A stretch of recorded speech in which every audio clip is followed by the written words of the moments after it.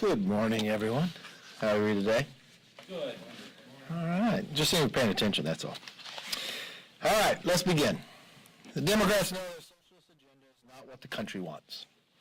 That is why they are moving to dismantle our institutions to hold on to their own power. We watched the chairman of the House Judiciary, Jerry Nadler, was at the Supreme Court pushing to add 4 more justices to the bench, upending a framework that's been in place since 1869.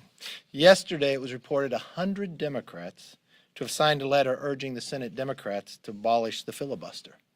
In essence, the Democratic Party is pushing to silence the voice of millions of Americans. And today, the House Democrats are moving on D.C. statehood, another ploy to consolidate power so they can jam through socialist policies like the Green New Deal, court packing, and defunding of the police. They are not even denying that that is their objective.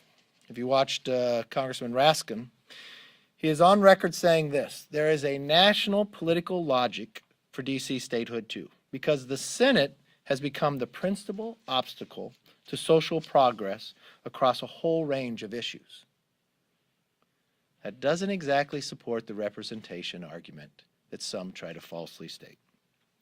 Make no mistake, H.R. 51 is just Democrats' latest attempt for a power grab. While Democrats are trying to control the lives of the American people by force, Republicans are working on showing that we have the right policies to effectively govern. Since March 15th, nearly a third of our conference has traveled to the border to observe the crisis that Biden has created. By contrast, the top Democrat in charge of the border situation has spent a month avoiding the southern border.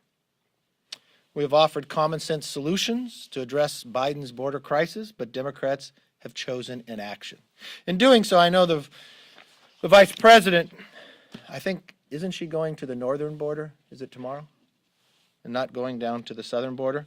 So because we have so many members have gone, we put together a combination from each trip, not only from what we have seen, what was reported. So if the vice president will not go, Gary Palmer, our policy director, has put together from each and every trip going through, and I think it's on your chairs as well, so she can learn firsthand of the crisis that has happened based upon their policy. What I continue to see is the actions of the Democrats is more about control of our lives. Control the elections, control another branch of government when you try to pack the courts, controlling further elections by trying to have D.C. statehood, but avoiding the biggest crisis of all. If you ask Americans what they want, it's just 4 simple things we should be focused on. Just going back to work, back to school, back to health, and back to normal. That's what the Republicans have focused on, and that's what we'll continue to focus on. I know the speaker was here earlier, and I understand she got a question about that she has been in communications with Republicans on what she's doing on the commission. I have gotten nothing from her. Leader McConnell has received nothing from her. She was even in my office yesterday. She could have dropped the letter off. Nothing from her. So I'm not quite sure who she's talking to or what she's talking about.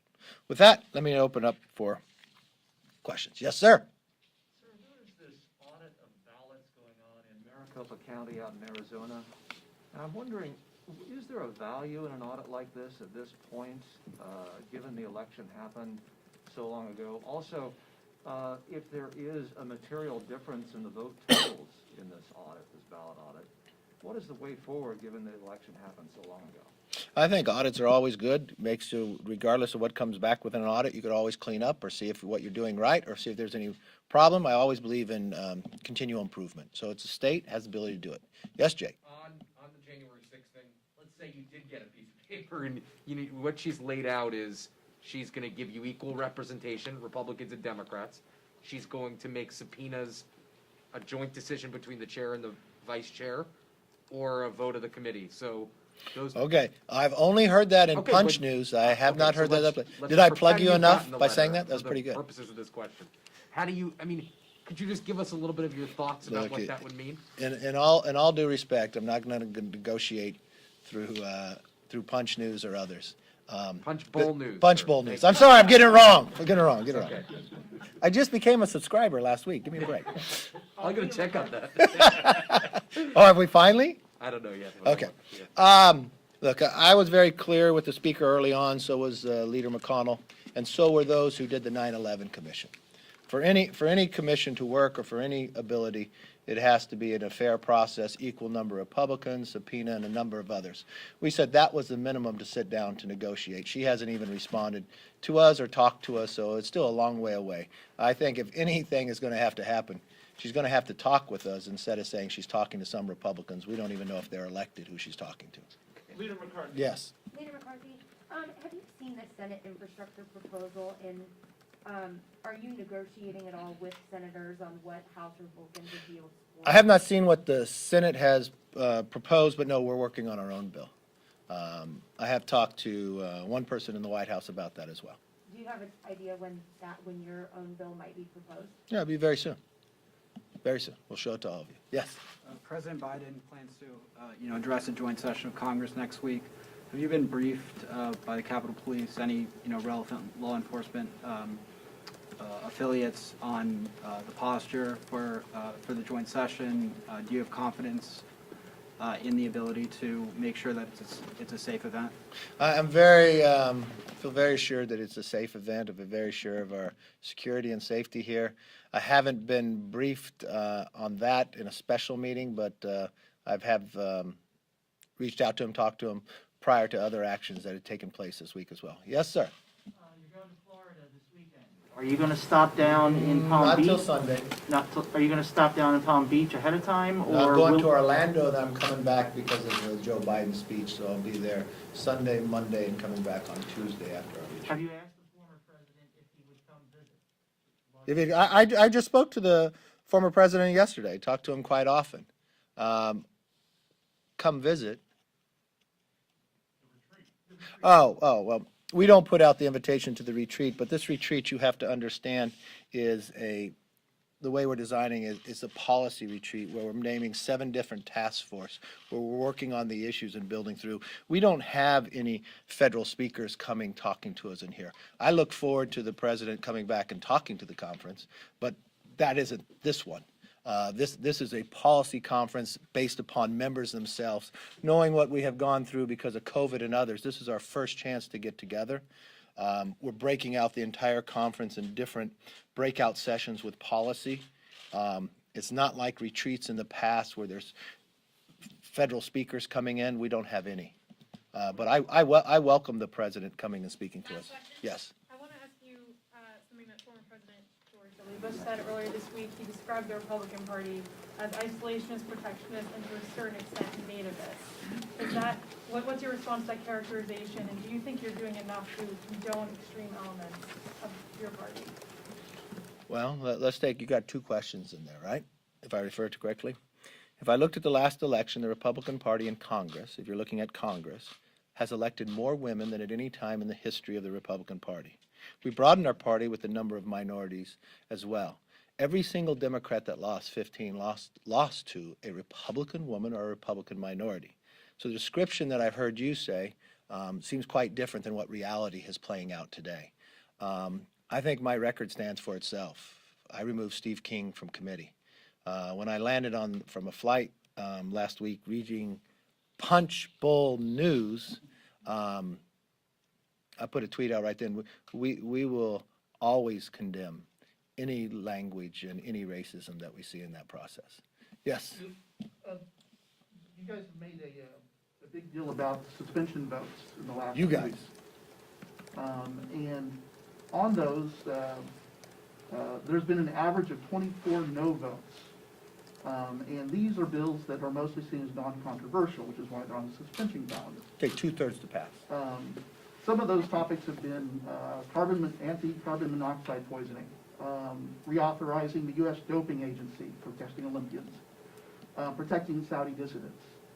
Do you fear that having a portion of your conference, about 1/10 of it, consistently voting for things that the rest of the House seems to see as non-controversial, makes your party look more radical? No, I think you're misinterpreting what the argument is about, because your first place is you're saying that suspensions votes have become controversial because members of Congress have asked for the vote. Many of them who ask for the vote actually vote for the bill. They just want to be able to have a vote instead of a voice vote. I don't think that's controversial that members get elected to the Congress and are expected to be here and actually vote. So that's not controversial. That's where you're misconstruing. In any given suspension votes, there's always some who vote for it and some who vote against it. But suspension votes normally come out of the committees that could actually pass, and it takes a 2/3. You can't amend it and others. But you need to speak to each person individually. Sometimes it comes about funding. Is it too much money? Sometimes about something else. There's always a rationale and a reason behind it, but I think you're misconstruing what the controversy is. The controversy is, should a bill pass the floor of the House by a simple voice vote? But if you're elected, should you actually vote on the bill itself? And that's where people have a difference of opinion in some within my conference. The average no votes for Democrats have been less than 1. Well, let's see. The average Democrat vote, the Democrats are in the majority. They control the committees. They set a rule that no bill up until April go through committee, so they're pretty much writing it. So I don't see a problem. A bill can have a really nice name, but if you ever read through a bill itself and you give all the power to Democrats, I think there'd be a lot of no votes. Yes, you've been very eager today. Do you think the Capitol Riot Commission should look at political violence more broadly, even events that had nothing to do with what happened here on January 6th? I think there's a lot of things that happen. It's not just on January 6th. We had on Good Friday an officer get killed. I think if you're going to have a commission, you should look at the whole broad spectrums. We just went through a whole summer of riots throughout this city. We should grasp that as well. Yes? Sir, do you have any idea who is going to give the Republican response? Yes. Can you tell us? No. Can you give us a hint? No. Are you choosing the House member? How its selection goes, the leader in the Senate, the Republican leader in the Senate, the Republican leader in the House worked together, and we selected the person more than a month ago. Yes. Mr. McCarthy, you said that you spoke yesterday with the former president. What was the gist of that conversation? Oh, I talked to him on the phone. We talk quite often. I was talking, he was just on television the night before. I was keeping him an update. Julia Letlow had gotten sworn in just a few days prior. That changes the outcome of the percentage of votes that you need on the floor. He was very instrumental in helping her win in a primary where the Democrats did not. Because in Louisiana you have these jungle primaries, and we actually won the race earlier. And Julia Letlow, her husband Luke had won the seat and caught COVID and passed away before being sworn in.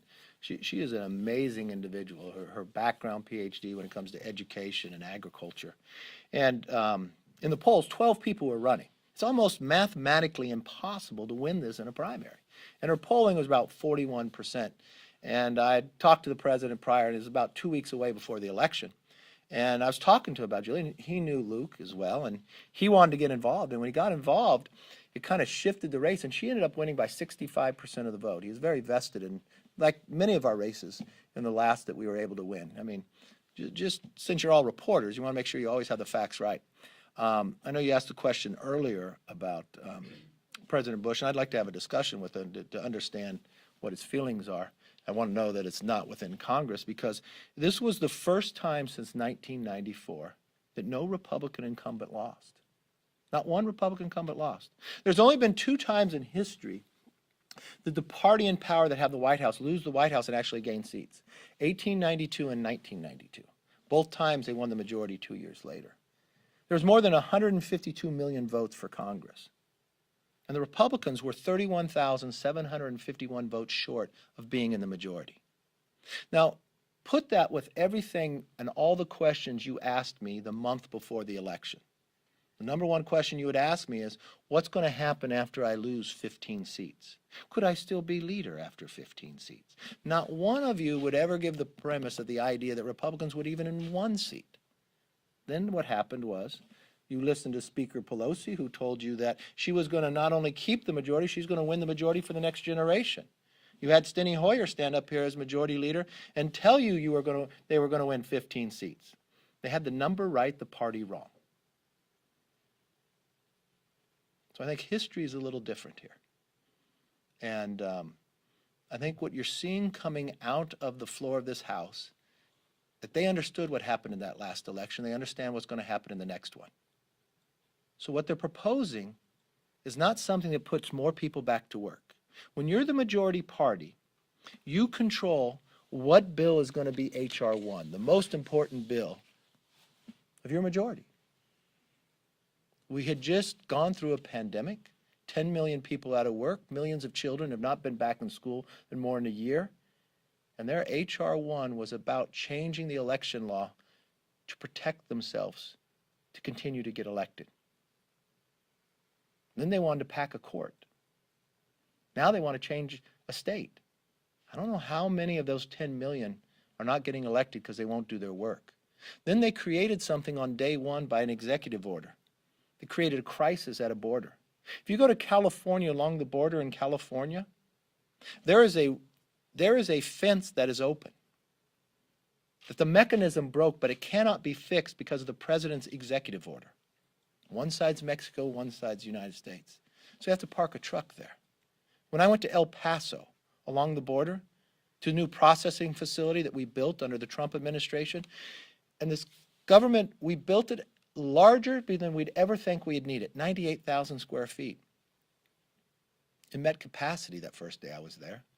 That meant 120 border agents could not be on the border protecting. I went up to Monument 3 to view it for myself, and I asked the border agents the question. They told me that they were capturing people, not just from Central America, but are on our terrorist watch list from Yemen.